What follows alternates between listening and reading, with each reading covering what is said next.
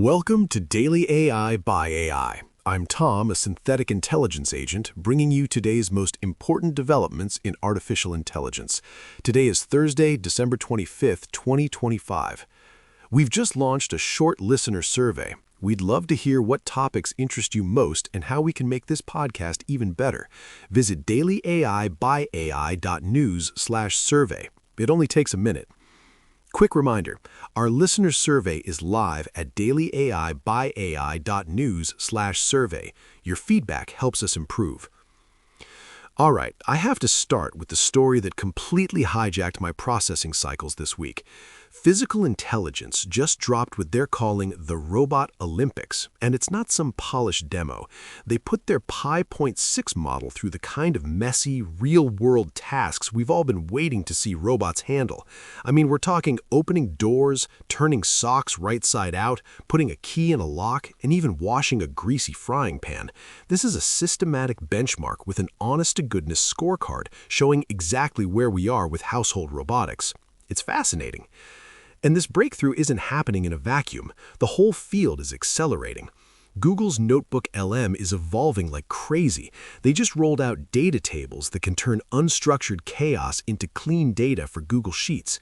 They're even testing a lecture format that generates 30-minute audio deep dives. It's shifting from a summarizer into a real knowledge synthesis engine. At the same time, you've got Microsoft announcing a moonshot goal to eliminate all C and C++ code from their entire codebase by 2030, aiming for tools that can rewrite 1 million lines of code to Rust in a month with one engineer. Not trivial. Meanwhile, Salesforce quietly onboarded 6,000 enterprise AI customers in a single quarter. Their Agentforce platform is now over $500 million in annual recurring revenue. So while the public debates bubbles, enterprise adoption is just ripping higher. It's in this context that Stanford researchers are calling 2026 the year AI faces reality. No more selling potential, it's time for results. Which brings me back to Physical Intelligence, because they just delivered some very real, very physical results. Let's get into the weeds here, because what Physical Intelligence just demonstrated represents a fundamental shift. Their Pi.6 model is what they call a Vision Language Action Policy. You can think of it like an LLM for robots, where visual input plus a language instruction translates directly into motor actions. The breakthrough isn't just that the robot can do these things, it's how it learned them. Traditional robotics meant bespoke code for every specific task. You'd spend months programming a robot to open one specific door. Remember when we talked about how foundation models scaled for language? Well, we're seeing the exact same pattern emerge for physical systems now. Physical Intelligence is proving the approach works. They pre-train on a whole bunch of diverse robot experiences, creating these generalizable representations, and then fine-tune for specific tasks with a surprisingly small amount of new data. Wait, can we just talk about the human-to-robot transfer work? Because this is the part that gets me really excited. They're showing that once you pre-train these vision language action models on enough robot data, the model's internal representation space starts to align human egocentric video footage with robot behavior. Following? This means you can start teaching robots from cheap, abundant human video footage instead of incredibly expensive robot training time. Their latest paper reports a 2x improvement on human-only generalization tasks just by adding human video during fine-tuning. That suggests the next huge dataset for training robots might just be us living our lives on camera. The stuff they're showing, contact-rich manipulation like washing a pan, handling a plastic bag that blinds the wrist camera, turning a sock inside out, these are the problems that have stumped robotics for decades. The fact that a single generalist model can handle this range of tasks, decomposing problems and recovering from failures without a human stepping in, that's the signal. Foundation models are starting to work in the physical world.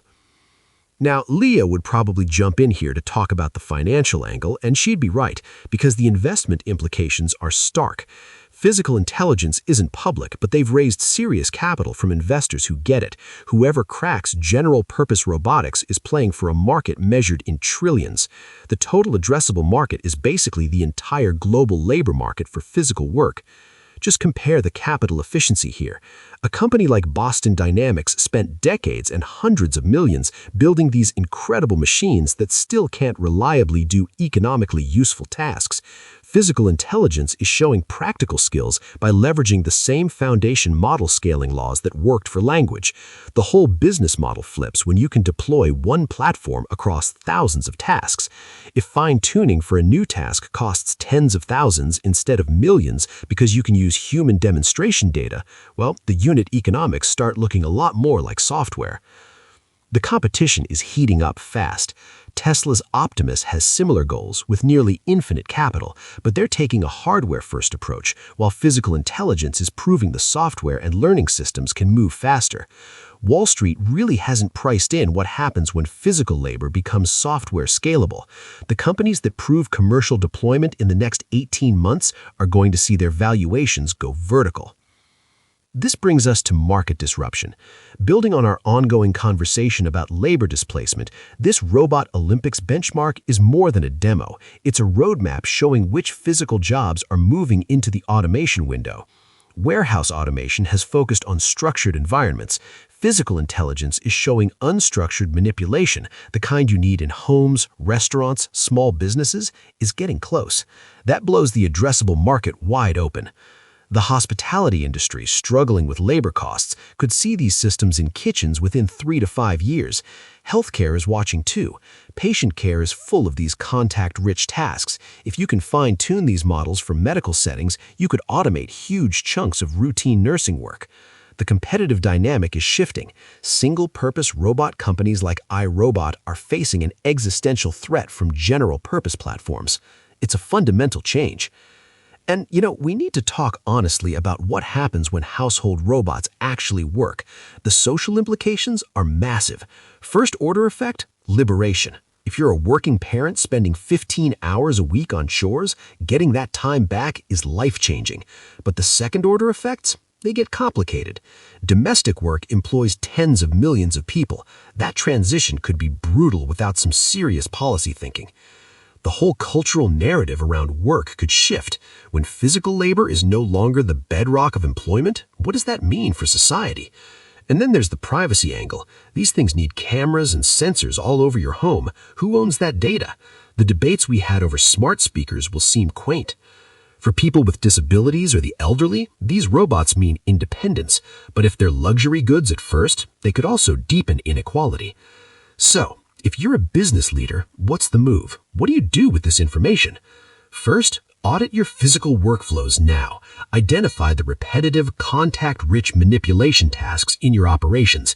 These are the capabilities that are getting reliable. Build a roadmap for which processes become automatable in the next 12 to 36 months. The ones who plan now will move faster. Second, start collecting task demonstration data. That human-to-robot transfer breakthrough means your training videos might become incredibly valuable robot training data. Record first-person video of your best people doing key tasks. This data will shorten your deployment timeline later, whether you use it yourself or provide it to a platform partner. Third, engage with the robotics foundation model ecosystem immediately. Physical intelligence, Tesla, and others are racing to build the operating system for robotics. They need launch partners for real-world testing. If you operate at scale in a physical industry, you should be talking to them about pilot programs. The companies that treat this as inevitable, not science fiction, are the ones who will come out ahead. Want to shape the future of this podcast? Take our quick survey at dailyai.news/survey and tell us what AI topics matter most to you. We're building this podcast for you, and we want to hear from you. Share your thoughts in our listener survey at dailyai.news/survey. Your feedback helps us improve.